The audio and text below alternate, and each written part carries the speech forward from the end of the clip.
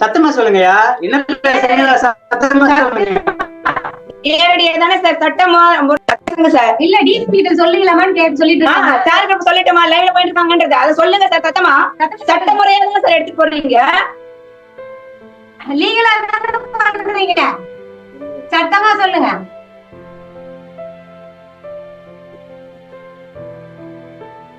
நேத்து நைட்ல இருந்து எங்களுக்கு ரெஸ்கியூ கேட்டுட்டு இருக்கோம். இது வரைக்கும் ஒரு போலீஸ் எங்களுக்கு வந்து பக்கம் நிக்கல. காலைல எங்களுக்கான ரெக்கார்டு இருக்குது.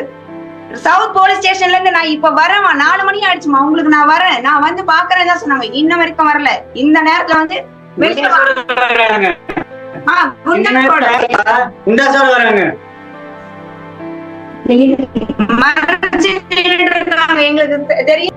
எங்களுக்கு தெரியல. மறைச்சிட்டாங்க 2 பேர். இந்த பக்கம் கலெக்டர், அந்த பக்கம் காவி. அவங்க பேசுற சவுண்ட் எங்களுக்கு சுத்தமா கேட்கல. எத்தனை பேர் உள்ள வந்திருக்காங்கன்னு கூட எங்களால கண்டுபிடிக்க முடியல. ஏன்னா மறைச்சிட்டாங்க. ஹோல்ஸ் எல்லாம் கதவு சீல் பண்ணி இருந்தது.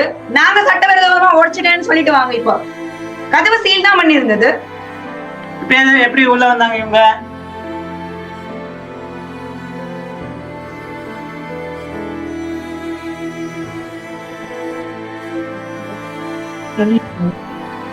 அதாவது நீங்க நேரலையில பார்க்கலாம். இப்ப நம்ம பேசிட்டு இருந்தது எல்லாமே வந்து நேரலையில பார்க்கலாம். எப்படி வந்து இந்த ஹிந்து விரோத தீய சக்திகள் வந்து நேரடியா அட்டாக் பண்ணிட்டு இருக்காங்க, லைவா அட்டாக் பண்ணிட்டு இருக்காங்க. எப்போ அவங்களுக்கு தெரிஞ்சதோ இந்த ஓட்ட வழியா நம்ம வந்து அவங்க எல்லாரையும் காமிக்கிறோம், போட்டோ எடுக்கிறோம், வீடியோ எடுக்கிறோம் அப்படின்ட்டு பார்த்த உடனே போய் மறைச்சிட்டானுங்க பாருங்க. இதே தான் பண்ணிட்டு இருக்காங்க. இது வந்து மறைக்கிறது வந்து ஒரு விஷயம். ஆனா இந்த மாதிரி கரண்ட்டை கட் பண்றது, அந்த பாதையை வந்து மறைக்கிறது, அண்ட் தண்ணியில அந்த போர்ல வந்து கல்லை போட்டு மூடுறது, அண்ட் எலக்ட்ரிசிட்டி உடைக்கிறது, இது எல்லாமே வந்து சிஸ்டமேட்டிக்கா வெரி ரொம்ப டெக்னிக்கலா பண்றது. ஆக்சுவலா இதுல நம்ம கிளிம்ஸுமே கிடைச்சது. வெளியில போலீஸ்காரங்க உட்கார்ந்துட்டு இருந்தாங்க.